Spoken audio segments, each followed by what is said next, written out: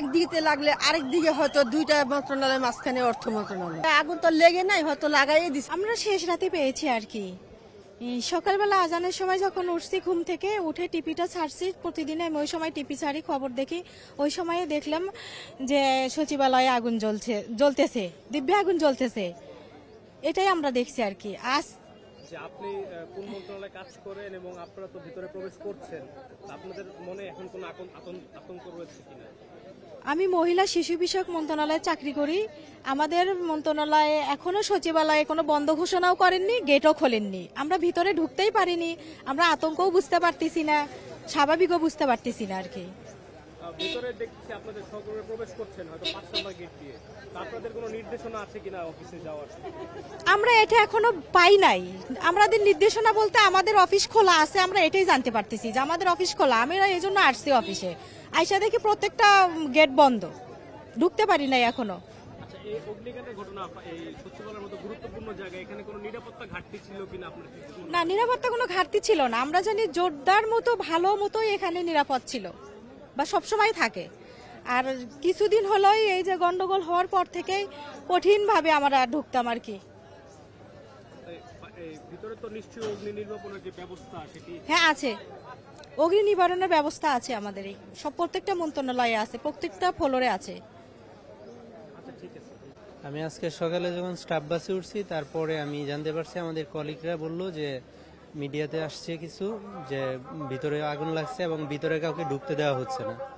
পরবর্তীতে আমি আসার পরে দেখলাম যে কোনো গেট দিয়ে ঢুকতে দেওয়া হচ্ছে না। আমি অপেক্ষা করতেছিলাম, তো এইমাত্র জানতে পারছি যে ৫ নাম্বার গেট দিয়ে ভিতরে প্রবেশের অনুমতি দেওয়া হয়েছে। এই জন্য আমি ৫ নাম্বার গেটে যাচ্ছি ভিতরে যাওয়ার জন্য। এত বড় একটি অগ্নিকাণ্ডের ঘটনা ঘটলো, আপনারা ভিতরে প্রবেশ করছেন, কিছুক্ষণ আগে অগ্নি নির্বাপন হয়েছে, আপনাদের স্টাফদের মনে কোনো আতঙ্ক আছে? এই মুহূর্তে তো আমরা দুয়ার কোনো কুণ্ডলি দেখতে পাচ্ছি না। আশা করতেছি হয়তো পরিস্থিতি ভিতরে স্বাভাবিক হতে পারে, এই জন্য হয়তো আমাদেরকে ভিতরে প্রবেশের অনুমতি দেওয়া হয়েছে। আমরা এই আশায় ভিতরে যাওয়ার চেষ্টা করতেছি, যাবো আর কি। আপনি কোন মন্ত্রণালয়ে কাজ করেন এবং আপনার চাকরি জীবনে এরকম ঘটনা আগে দেখেছেন? আমি অর্থ বিভাগে অর্থ মন্ত্রণালয়ে চাকরি করি। এর আগে আমি এই ধরনের কোনো ঘটনার সম্মুখীন হইনি বা জানতেও পারিনি যে এই ধরনের ঘটনা ঘটছে। আমরা যতটুকু খবর পেয়েছি যে আপনাদের অর্থ মন্ত্রণালয়ে অগ্নিকাণ্ডের ঘটনা ঘটেছে। ওগুলো আমাদের জয়েনিং এর আগে হইতে পারে, এই রিসেন্টলি ২-১ বছরের মধ্যে হয়নি। ঠিক আছে, থ্যাংক ইউ। আমি স্বরাষ্ট্র মন্ত্রণালয়ে চাকরি করি। তো সকালবেলা অফিসে আসবো, গাড়িতে উঠবো, উঠে শুনি যে সচিবালয়ে আগুন লাগছে। কোন মন্ত্রণালয়ে আগুন লাগছে শুনলাম যে অর্থ মন্ত্রণালয়ে আগুন লাগছে।